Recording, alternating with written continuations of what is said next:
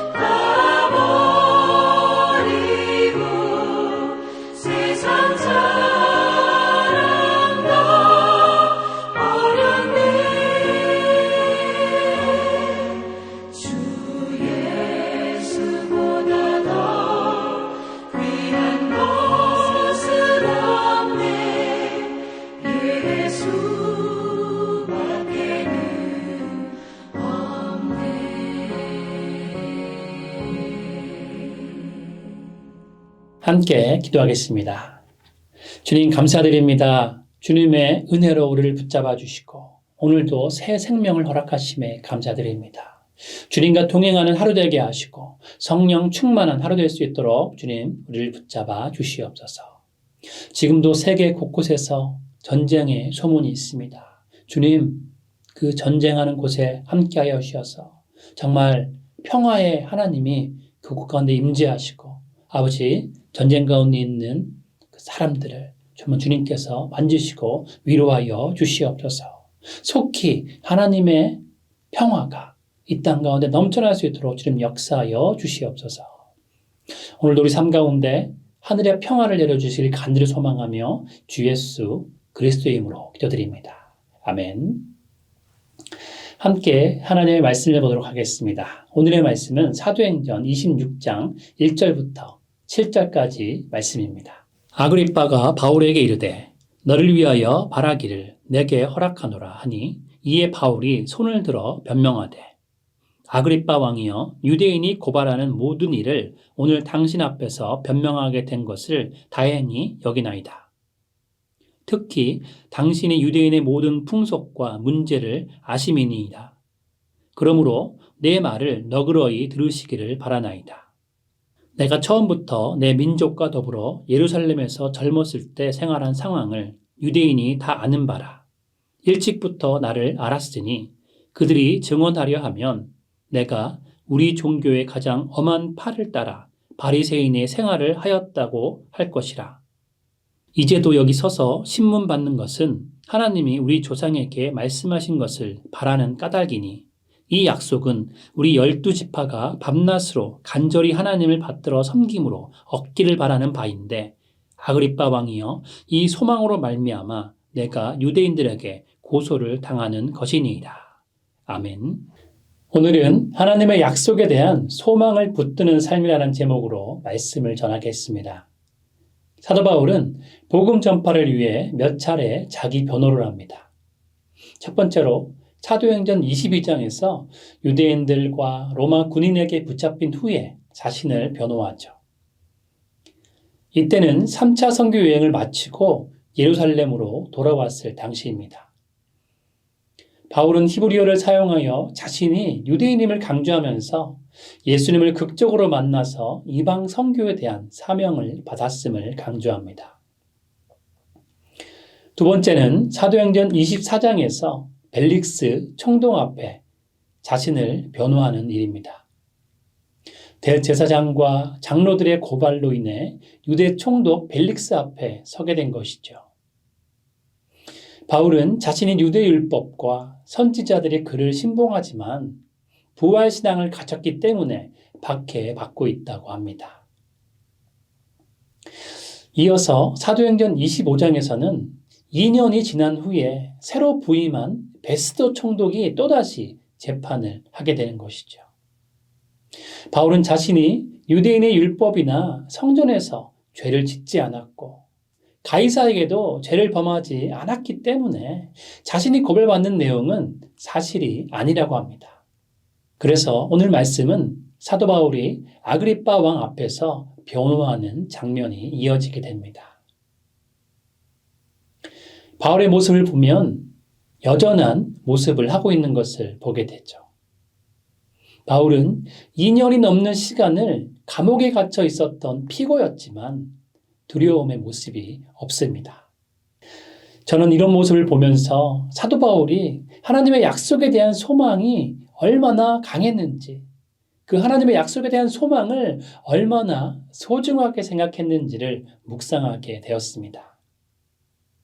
사도 바울은 하나님의 약속에 대해 굳건한 소망을 품고 있었고요.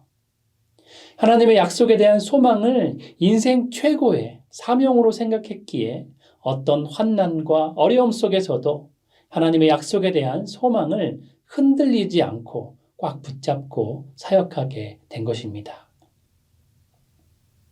우리도 신앙생활을 하다 보면 억울한 일이나 이해받지 못하는 순간을 만나게 됩니다.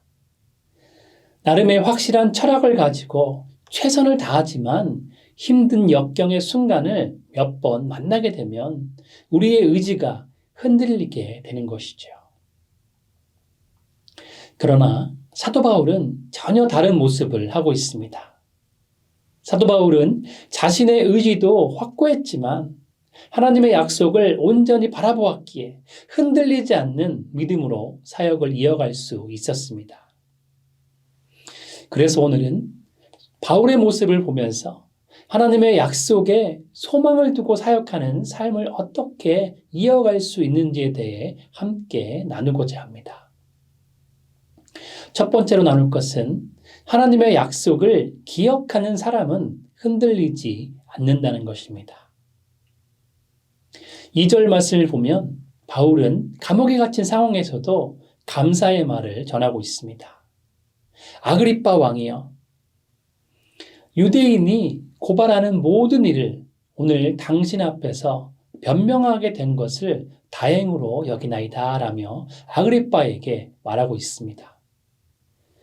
자신이 아그리빠 왕 앞에서 이야기하고 이렇게 복음을 전할 수 있던 것은 심판의 자리가 아님을 믿고 감사하고 있는 것이죠. 바울의 이 고백은 믿음의 고백인 것입니다. 그리고 사도 바울은 자신을 변화할 수 있는 이 기회를 왕 앞에서 복음을 전할 기회로 생각하며 감사하고 있었던 것이죠. 사도 바울이 이렇게 생각할 수 있었던 이유는 사도 바울의 마음의 중심 가운데 하나님의 약속에 대한 확신이 있었기 때문입니다. 로마서 8장 28절은 이렇게 말합니다. 우리가 알거니와 하나님을 사랑하는 자, 곧 그의 뜻대로 부르심을 입은 자들에게는 모든 것이 합력하여 선을 이루느니라. 바울은 자신이 처한 모든 상황이 하나님의 계획 안에 있음을 믿었습니다. 하나님에 대한 이러한 믿음이 사도 바울을 흔들리지 않게 한 것이죠. 하나님의 약속을 기억하고 믿는 믿음이 있었기 때문에 사도 바울은 어떤 상황에서도 흔들리지 않고 하나님의 인도하심으로 생각할 수 있었던 것이고요. 어떤 상황에서든지 주어진 상황 속에서 자신의 사명에 충실할 수 있었던 것입니다. 아프리카 오지에서 복음을 전하시다가 병에 걸린 선교사님이 있었습니다. 그 선교사님은 병상에서도 이렇게 고백합니다. 하나님은 나에게 너의 수고가 헛되지 않다라고 약속하셨습니다. 그러니 오늘도 나는 소망으로 살아갑니다.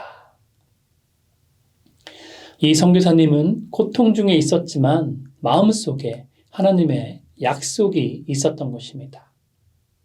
그렇게 아프고 힘든 상황 속에서도 하나님의 약속 안에서 소망을 품을 수 있었던 것이죠. 하나님의 약속을 기억하는 사람은 환경에 의해 무너지지 않습니다. 세상이 흔들려도 하나님의 약속은 흔들리지 않습니다. 하나님의 말씀은 절대로 변하지 않기 때문에 변하지 않는 하나님의 말씀 안에 진정한 소망을 품을 수 있는 것이죠. 이사야 40장 8절은 이렇게 말씀합니다. 풀은 마르고 꽃은 시드나 우리 하나님의 말씀은 영원함이라. 그리고 시편 119편 105절은 주의 말씀은 내 발의 등이요 내 길에 빛이니이다 라고 말씀하고 있죠. 영원히 변하지 않는 하나님의 약속을 기억하고 있다면 그 약속이 우리의 길을 밝혀주는 빛이 되는 것입니다. 하나님의 약속이 우리를 인도하기에 어떤 어려움을 만나도 길을 잃지 않고 나아갈 수 있는 것이죠. 그래서 오늘 이렇게 결단했으면 좋겠습니다. 하나님, 상황보다 하나님의 약속을 붙드는 사람이 되게 하여 주시옵소서. 내 삶의 중심이 하나님의 약속이 되게 하여 주시옵소서. 하나님의 약속을 바라보며 흔들리지 않는 길을 가게 하옵소서. 이렇게 고백하시며 이해되지 않는 일들과 억울한 상황 가운데 있을지라도 하나님의 약속을 붙잡고 소망의 길을 걸어가시는 여러분 모두 되시기를 주님의 이름으로 축복드립니다. 두 번째로 하나님의 약속은 우리를 사명으로 인도하십니다. 사도 바울은 철저한 바리새인으로 자란 사람입니다. 4절 말씀을 봐도 사도 바울은 자신이 어떻게 살아왔는지 아그리빠에게 말하고 있는 것을 보게 되죠. 내가 처음부터 내 민족과 더불어 예루살렘에서 젊었을 때 생활한 상황을 유대인이 다 아는 바라. 자신은 바리새인으로서 젊은 시절 예루살렘에서 생활하며 유대인으로 살아왔다는 것을 모든 유대인들이 다 알고 있다는 것이죠. 사도 바울은 유대인으로 태어나서 철저하게 바리새인의 교육을 받고 여전히 유대인의 민족성을 가지고 하나님을 변함없이 섬겨왔다는 것입니다. 그러나 우리가 아는 것처럼 사도 바울은 다메섹 도상에서 예수님을 만나면서 인생의 방향이 완전히 바뀌었습니다. 유대인으로서 바리새인으로서의 삶이 바뀐 것이 아니라 동일하게 하나님을 섬기는 삶을 살고 있지만 삶의 방향이 바뀐 것이죠. 예수 믿는 사람들을 잡아 죽이던 삶에서 예수님을 위해 자신의 생명까지도 아까워하지 않는 삶으로 삶의 방향이 바뀐 것입니다. 비전이 바뀌고 사명이 바뀐 것이죠. 율법 중심의 삶에서 복음 중심의 삶으로 바뀐 것입니다. 사도 바울의 삶이 율법 중심의 삶에서 복음 중심의 삶으로 바뀐 이유가 무엇입니까? 사도 바울은 하나님의 약속이 이루어지는 사명을 깨달았기 때문인 것이죠. 예레미야 1장 5절은 이렇게 말씀합니다. 내가 너를 모태에 짓기 전에 너를 알았고 내가 배에서 나오기 전에 너를 성별하였고 너를 여러 나라의 선지자로 세웠노라 하시기로. 예레미야에게 말씀하셨던 것처럼 사도 바울도 하나님의 택하심을 깨달은 것이죠. 하나님은 이미 바울을 부르셨고 하나님의 약속은 사명으로 이어진 것입니다. 자신이 유대인으로 태어나서 바리새파 교육을 받고 살아왔던 진정한 의미를 이제서야 깨닫게 된 것입니다. 하나님의 부르심과 하나님의 약속을 깨달았기에 유대인이라는 이 바울의 정체성은 변함이 없지만 율법 중심의 삶에서 이제는 복음 중심의 삶으로 바뀌게 된 것입니다. 어린 시절 예수님은 다시 오신다라는 말을 들은 한 소녀가 있었습니다. 그 소녀는 그 약속을 마음에 새기고 자라서 나중에는 선교사가 되었습니다. 그녀는 이렇게 말합니다. 예수님이 다시 오신다는 약속이 나를 움직이게 했어요 라고 고백을 했던 것이죠. 하나님의 약속이 사명을 낳은 것입니다. 여러분에게 사명을 주는 말씀은 어떤 말씀입니까? 여러분들에게 삶의 의미를 주는 말씀은 어떤 말씀입니까? 세상에 좋은 말들이 너무나 많이 있지만 하나님의 말씀만이 우리의 생명 되십니다. 하나님의 말씀만이 우리에게 능력이 됩니다.